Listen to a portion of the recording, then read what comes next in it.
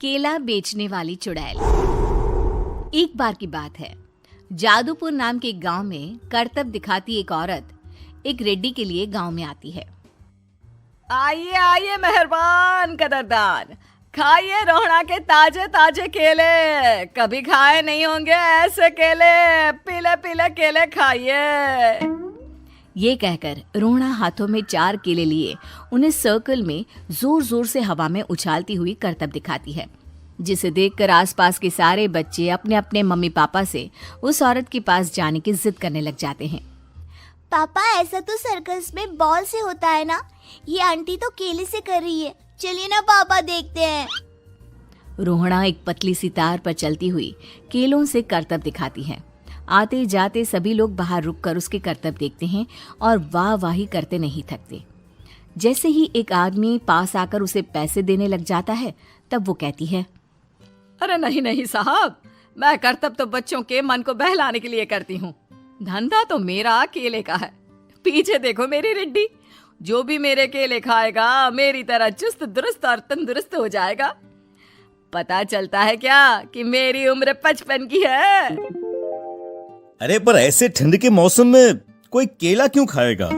ये ऐसे वैसे केले नहीं है साहब, ये शरीर में गर्मी देते हैं। ठंड को दूर भगाए जो भी रोहिणा के केले खाए।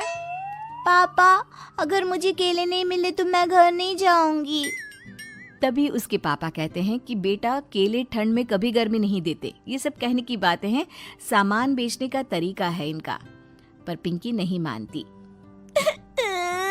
मैं केले खाऊंगी।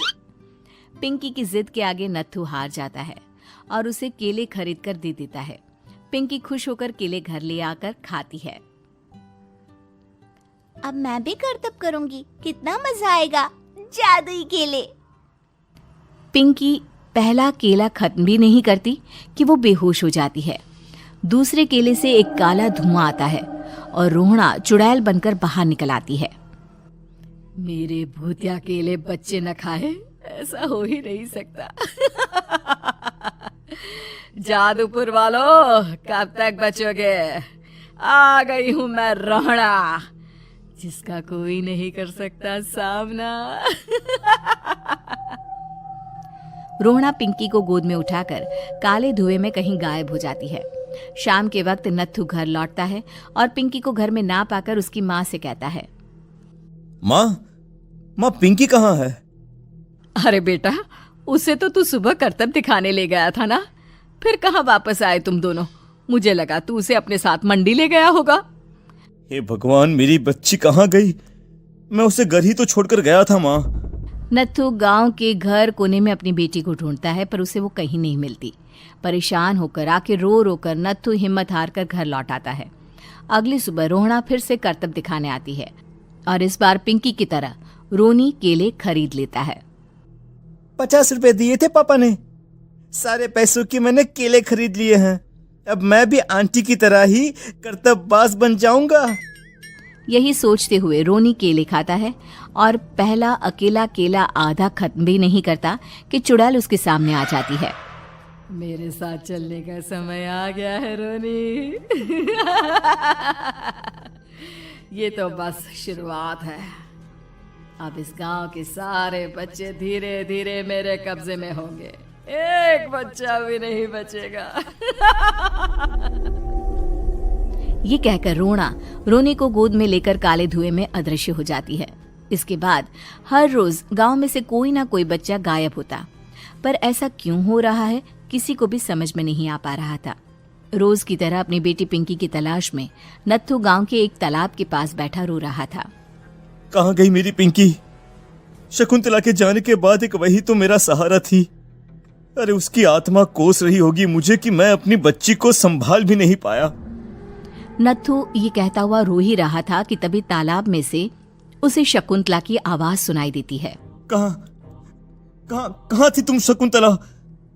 हमारी बच्ची और सारे गायब हुए बच्चे रोहड़ा के कब्जे में हैं। वो बच्चों को जो केले देती है उससे बच्चे बेहोश हो जाते हैं और उसके कब्जे में आ जाते हैं और वो उन्हें ले जाकर काली दुनिया में ले जाती है। पर वो ऐसा क्यों कर रही है? ये मैं नहीं जानती, पर उस दुनिया का रास्ता मैं आपको बता सकती हूँ। जहां ये नदी खत्म होती है वहां एक केले का पेड़ है, उसके नीचे एक दरवाजा है, वहीं से रास्ता जाता है उस दुनिया का। ये कहकर शकुंतला की आत्मा गायब हो जाती है। गांव के सभी लोग झुंड बनाकर उसी रास्ते से काली दुनिया में चले जाते हैं और वहां देखते हैं कि सारे बच्चे वहां काम कर रहे थे। पापा मुझे ले चलो यहाँ से। पापा पापा। सभी बच्चे अपने मम्मी पापा से लिपट जाते हैं। तो तुम लोग यहाँ तक आ गए? क्यों हमारे बच्चों को पकड़ लिया तूने? तुझे शिकार ही बनाना है तो ले, हम सब आ गए हैं, हमें खा ले। नहीं, मुझे बच्चे चाहिए। मेरे बच्चे के बदले तुम लोगों के बच्चे। क्या मतलब? मैं इसी गांव में रहने वाली एक औरत थी। केले की चोरी के इल्जाम में मेरे बेटे को गांव वालों ने इतना मारा कि वो मर गया। उसी दिन मैंने ठान लिया कि गांव वालों का भी वही हाल करूंगी। कुछ दिन बाद बेटे के चले जाने के दुख में मैं भी मर गई और मेरी भटकती आत्मा एक चुड़ैल बन गई। और फिर मैंने बदला लिया तुम सबके बच्चे छीनकर। बर्दाश्त नहीं कर पाए ना? सोचो मुझ पर क्या बीती होगी। हमें माफ कर दो रोना। पता नहीं ये किसकी गलती थी, पर हम सभी माफी मांगते हैं। हमारी खुशियां लौटा दो, तुम भी तो एक माँ हो। गांव वालों की बात सुनकर रोना का मन पिघल जाता है और वो बच्चों को छोड़ देती है। उसके बाद काली दुनिया बच्चों के लिए जादुई दुनिया बन जाती है। अब कोई भी कभी भी वहां आ जा सकता था।